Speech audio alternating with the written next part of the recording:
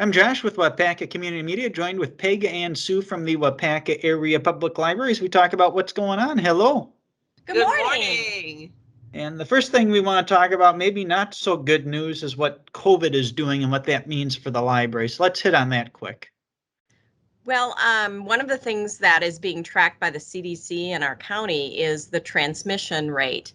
And what's happened in the last week is we've moved from moderate transmission to substantial transmission. So this means that people are getting infected at a much greater rate than they were in the past. And recognizing that and wanting to keep our public safe, we've asked our staff to go back to masking. So our staff will be masking in the library. When you see us wearing a mask, it's to keep you safe. And we are encouraging people to wear masks, but there isn't a mandate. So let's go on to some better news. We're looking at your summer reading goal of 10,000 books. You're 62% there. Josh, you said that was better news. I'm biting my fingernails over here.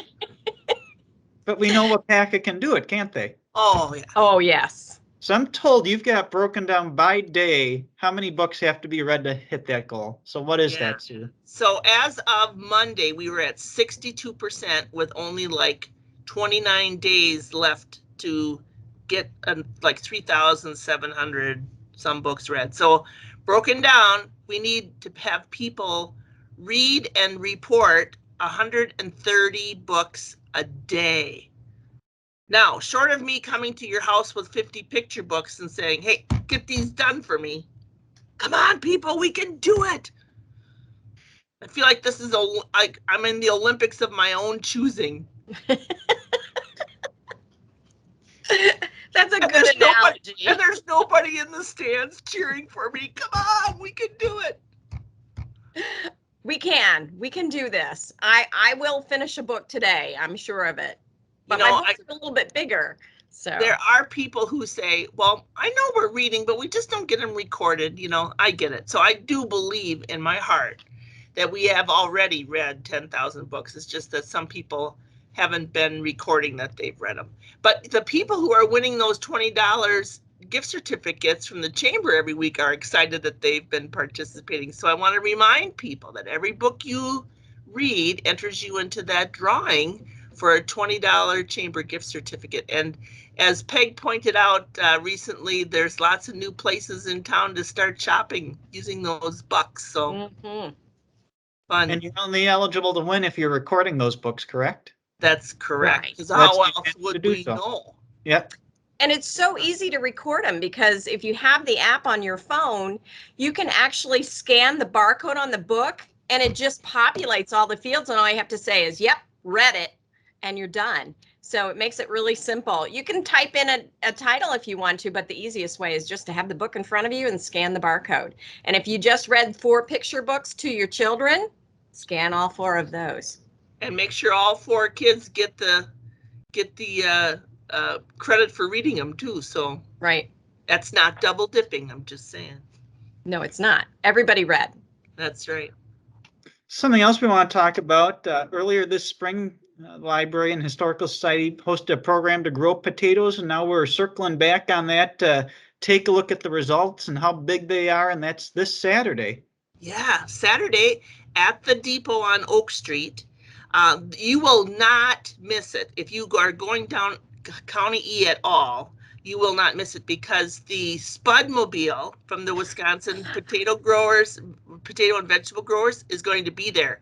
And if you haven't kind of like seen the Wienermobile, well, yes, but for potatoes, it's this giant RV wrapped in a potato.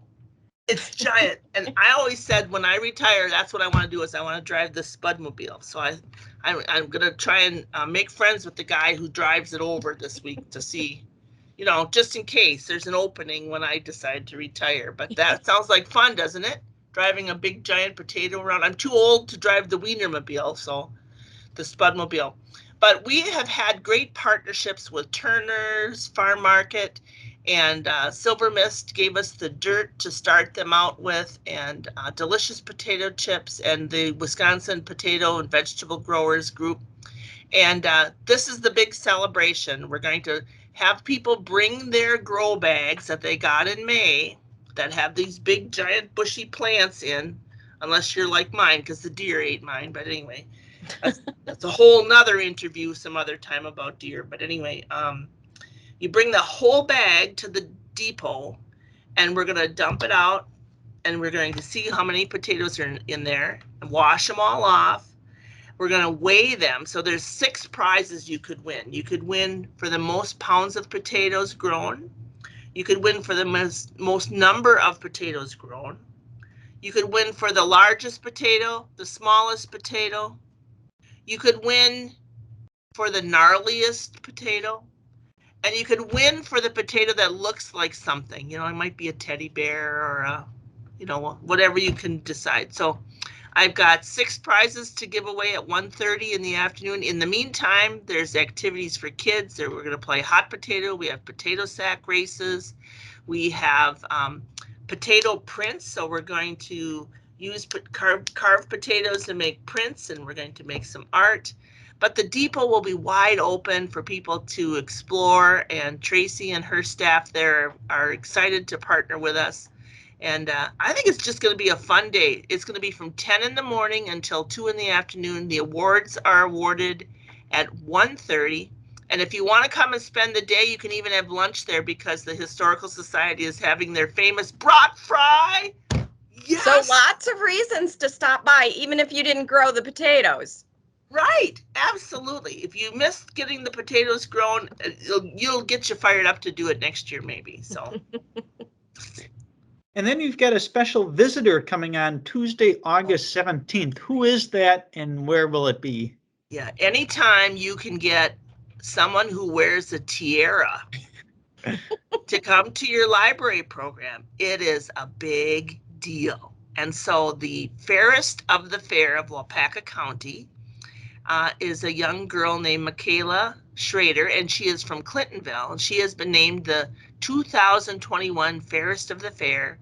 And she is going around to libraries, and she's coming to our library program at Riverside Park on Tuesday, August 17th, to talk about the fair. She's got some activities for kids. She's going to have some local 4-H groups come and show their projects. Maybe they'll bring some animals. I don't know. So we're going to have a lot of fun talking about the fair, what to see at the fair. Have your picture taken with a princess, a real princess wearing a tiara and a sash. It's going to be pretty great. 1 o'clock in the afternoon, Tuesday, August 17th at Riverside Park, which is on Royalton Street. We've had such beautiful great park outreach at the parks this summer, but that park is one of our favorites. Well, Sue, Peg, appreciate you getting us up to date about the library. Some cool activities coming up, and here's rooting for 10,000 books. We'll get there. I know. Otherwise, I'm coming over to your office with 50 picture books, Josh. I'm not kidding you.